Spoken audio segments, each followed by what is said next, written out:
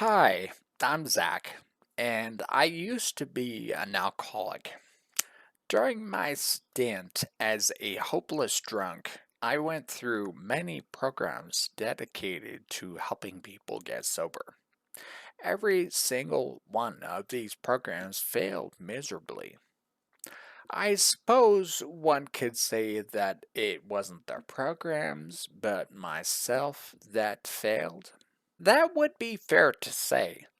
I always blamed the programs, though, because I thought they were stupid.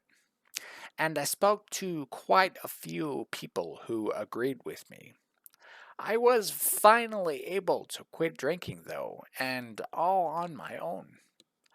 In my last video, I talked about power and how sometimes the way to get what you want is anything but direct. A perfect example of this is my experience at the gym. My decision to join the gym was kicked off by my inability to quit drinking. I had tried so often and had built up so much hope so many times, and after fighting so hard for so long, I was just exhausted. So I gave up trying to quit drinking. I quit trying to quit. I figured that it was a lost cause and that my energies were better spent elsewhere. I figured that I was wasting my time trying to fix a problem that just wouldn't be fixed. So I decided to focus on something that I could fix.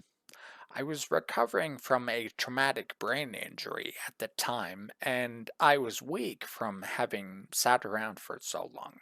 I decided to exercise, and what better way to do that than at a gym? I decided to join the YMCA because they had the weightlifting equipment as well as the other resources, the pool, the climbing wall, the racquetball court. They also have a scholarship, which reduced my membership fee considerably. So I got a membership and prepared to get healthy. This seemed like the perfect solution. I mentioned before that I have social anxiety. I figured that going to the gym would be a great way to work on overcoming that as well as strength training. I could kill two birds with one stone. Peak efficiency. Except for one tiny problem. As it turns out, my anxiety was enough to prevent me from even going to the gym in the first place. That was no good. If I didn't go, I couldn't exercise. If I didn't exercise, I didn't get strong. This presented quite the pickle for me, as my membership was tied directly to my bank account. My membership fee was taken out of my account whether I went to the gym or not. So it was costing me money, no matter what. I figured that if I wasn't going to the gym to exercise, I had better work out at home because it was costing me money. So I did various exercises at home. Simple things like push ups and crunches. I made a point to carry around heavy things. It's important to start out small in order not to get overwhelmed. I put together a routine that I could follow every day. It was easy enough at first that sometimes I would just breeze right through it.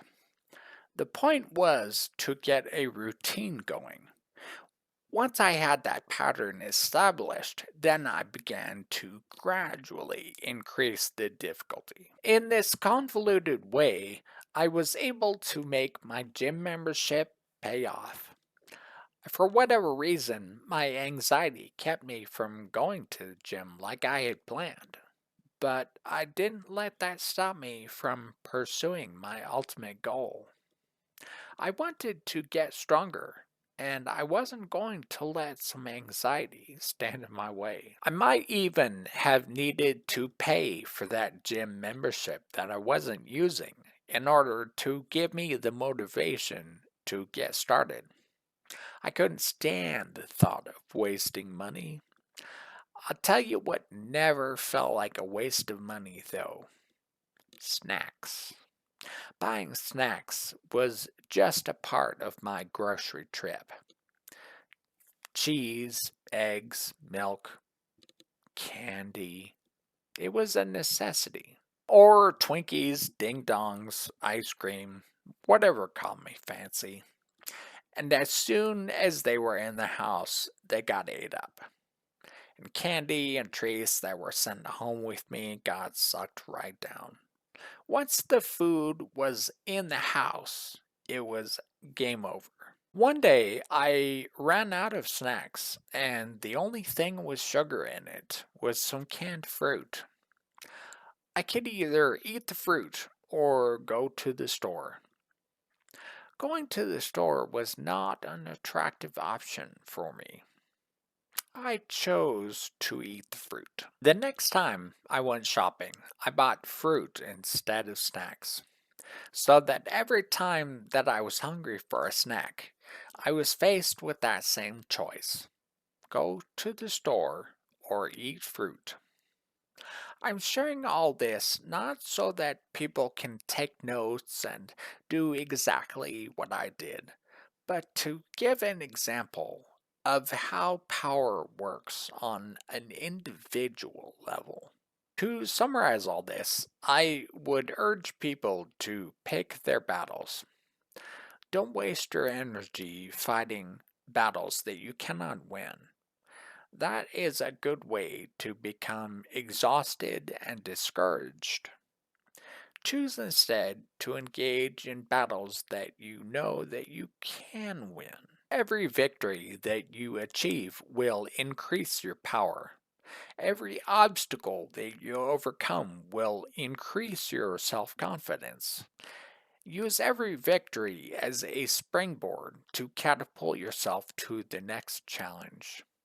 You will begin to notice yourself gaining momentum.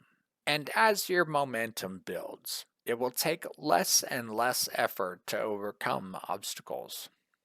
Use this strategy to build yourself into something formidable. After you have done that, problems that once seemed insurmountable will seem a lot more achievable. We like to make progress in leaps and bounds, but sometimes it takes baby steps. These are just a couple of the tricks that I use to get around the roadblocks on my road to success. And I'm sure that many of you have tips that you could share as well. Leave a comment. I'm always fascinated to learn new things, and people love comments. Until next time, hang in there.